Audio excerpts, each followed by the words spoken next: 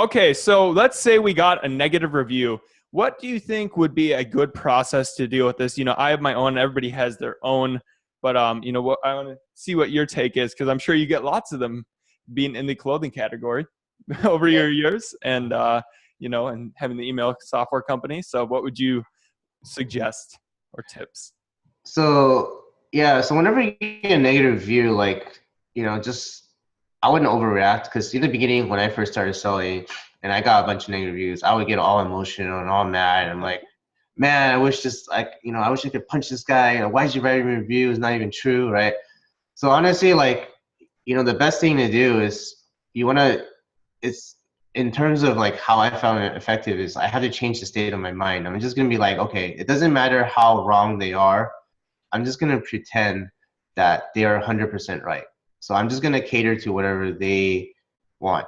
So if the review was saying like, oh, the item was damaged or like, came broken, I'm just gonna try to contact them and I'm gonna just send out an email and say, hey, I'm really sorry, you had a bad experience. I'm gonna give you a full refund or replacement. Just let me know which one you want, and that's it. Just send out Oh, that. but making them respond, not Seeing just them respond, yeah, because sometimes it could be your competitor buying your products and leaving you negative reviews, right? So you don't know. oh. So what's the point of them giving you a negative review, getting your money or a refund, and having no effect on it, right? So you want to get a response out of them just to vet those guys out, because right now there's a whole bunch of these, hijackers slash sabotagers on, trying to compete with you. So it's a way to just communicate, because some people might not even read the email. So if I'm just going to give it away for free or a refund and they're not going to do anything about it, then it's kind of pointless too, right? Oh, okay. So you want to make sure that that person's actually going to Yeah, at least they like respond to be me, there. right? And Yeah. acknowledge that, hey, I'm here, I'm trying to help you, right? So if they respond to me, that's great. Now your chances of, the review disappearing or getting it, edited by them is huge now, right? Because now you just double your chances. So that's the first thing I would do is just reach out to them, offer them a refund or replacement, but don't say anything else, because you can't say like, oh, like I'll give this to you if you remove it from me. That's against TOS and you're gonna get your account banned, right? So, but if you're just proactively offering good customer support, like everyone loves that, right? There's nothing wrong with that. So that's the first thing I would do. And then when they respond, do whatever they want as quickly as you can. So if they say, oh, just send me a refund, send them a refund right away, and then send them another message and be like, hey, thanks. Thanks for your feedback or review. It really helps me become a better brand, or helps our company grow better and let our customers know like these are some things that we can improve on, right? And just say you can just end it off there, and then sometimes they'll just update it or modify themselves. Or like if you want to get into the little bit more gray zone and kind of like you still can't ask them to remove a review or modify it, but you can kind of make them hint like, I'm providing good customer service, and the review doesn't just reflect on the quality of the product, it also reflects on your whole user experience, et cetera, et cetera. Kind of give them a hint, but not directly say remove it. There's a lot of people that have creative, sequences on that. So yeah, I mean, that's really the best way to tackle negative reviews. And other thing is, anytime you get a negative review, I always publicly comment on Amazon's website where the review is. If you go to the bottom of the review, it says comment, right? So you can actually log in as a manufacturer and then write a comment. So there, like that actually shows other customers that want to buy your product that this company actually cares about their customers and their reputation and their quality, right? So they'll see like, hey, they're responding to all the negative reviews and they're offering like to fix it. So if I buy it and something happens, I know that they're going, I don't have to worry about losing my money after 30 days, except something like that. So Yeah, yeah. And you get I think they get an email too when that you do that, right? I don't think you get an email. Oh, I That's heard the that somewhere. right now. We Okay. actually we were actually talking to Amazon about that. We're like, hey, can you guys put a feature in to, if someone left a review on the site and someone commented it, can you send an email to let them know that, there's been a comment? I think you get an email when you answer the questions page, or you know how there's the customer questions on the. Yeah, yeah. I think you get an email if you write something there, but you don't get a email if you write on the reviews. Not yet. Hopefully they'll change that eventually, because that's really helpful for everyone. Or hopefully they don't, because then some black hat competitor is going to email all your customers and then with their brand, with like their yeah, just start a storm. Yeah. Well, I mean, the email will only go back to the person who left the review, right?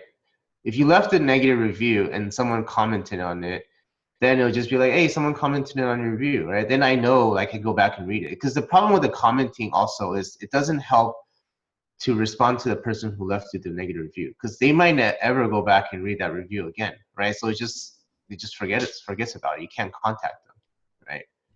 So Oh, it's okay. more for future customers that come read your product reviews and they say, hey, there's a comment on this, the manufacturer responded, right? So that's Oh, yeah, that's okay. what So yeah, you just want to show them. Okay, yep.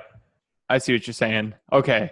Because, yeah, I was under the assumption that they got an email, but if not, yeah, then it's just purely for. So if they get no email, then it's not strategic when you leave this comment. Like, leave it right away then, and then go ahead and, yeah, just show that you're going to give them, you want to help them out, and they give them step by step how to get their money back. So then if somebody else were to read a negative review and, like, oh, it's like, oh, well, I can get this fixed. So they're not going to leave one. So. yeah, exactly. Okay, cool. Well, any other tips for dealing with negative reviews? Let's see. So we offer to fix the problem if they respond to us. They respond, and we fix the problem. Then do we just leave it there?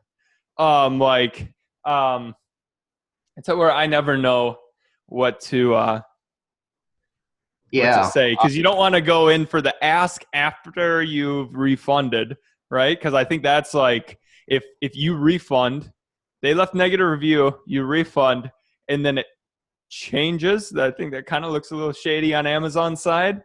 Yeah. Um, I mean, that's the thing. Like, that's where it becomes kind of gray. Like, do you want to take the risk and send out another message, right? Because as we know right now, things are changing on Amazon. Like, Amazon is literally recording like everyone's actions. Like, doesn't matter if you're leaving a review, if you're leaving a feedback, like where's the review coming from? They have that data somewhere stored, right?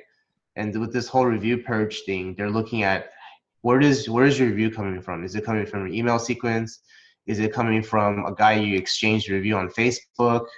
Right? Is it coming from your family or friend that lives 3 miles away from you? Like, these are all things that they can find out, right? So the less red flags that you raise, the better chances that your reviews or your account's not going to get affected, right? So mm-hmm. giving them a refund, or reaching out to them to fix a product is fine, but if you're gonna send up a follow-up email sequence and be like, hey, I already sent you a refund, you better remove my review, like, you don't want to do that, right? So like I say, you just have to be a little creative, when you send them a refund, maybe in that email say, hey, I sent you a refund, et cetera, et cetera. Let them know that you're providing good customer support, maybe they'll get the Oh, hint to remove it. It's something that it's just like email automation, sending out email sequences. Like, it could work, it might not work, right? But it's better than not doing it, right? So it really depends on your product. If you're selling a $500 product, then this strategy is not going to work. You can't possibly giving $500 refunds or replacements. But if you're yeah. selling like a gadget that's like $1 or 50 cents at cost, right? Your profit margins are relatively high, and you have a lot of volume. Then for me to like refund a few bucks to get a negative review removed, or even to have the customer, like, so the other value is if the customer actually changes the review, right? Let's say they don't change the star, they just change the comment and be like, hey, like, the manufacturer, fixed my problem after the 30-day Oh. refund window, right? And let's say they didn't change the star rating, and now like other customers that come read your product reviews before they buy it, they read that and they're like, wow, like, they That's fixed the actually good, problem. because some people only look at 1 stars. Exactly, yeah. Like, the smarter, like, Oh. I wouldn't say smarter, but a lot more buyers these days are looking, at the negative stars just to see what the problem is, because there's just so many 5-star reviews, and you never know if they're real or fake. But usually the 1-star reviews have some kind of story to it, right? Like even for me, when I go to a restaurant on Yelp, like I tend to read the 1 or 2 stars first just to see, like, hey, like, is everyone having the same bad experience, right? Like that's kind of how it is. Or what is this person's view of a bad experience? Like, really, that was a one Yeah, star for sometimes them? Like, what the yeah, heck? like if I go to a restaurant and they're like, oh, 1 star because the waitress was mean to me, like that, I just throw out the window, right? Yeah, right? Like, come on. Or like, if the item came and the package was damaged, right, and they wrote a 1-star review, like that has nothing to do with the product, right? That's just shipping, right? I would disregard that. So it's important to read, the negative reviews, and if the negative reviews have a positive influence or impact on your product, meaning like it was negative at first, but it somehow became positive, then that actually brings a lot more value than a raving 5-star review that I don't know if it's real or not. Right? So, No, that is true. Oh, that's a good tip. So even if they don't change the star rating, it can still be, could even be better. Not, I yes, mean, not if everyone did that, but if one or two, and it happened to be the top rated one of 1 star, then that would be cool. If definitely. so, the odds were in your favor. Don't manipulate it, Don't because you're manipulate. probably gonna just don't do that. Yeah, yeah. Don't Yeah. manipulate anything. You don't want to get caught. It's not worth it.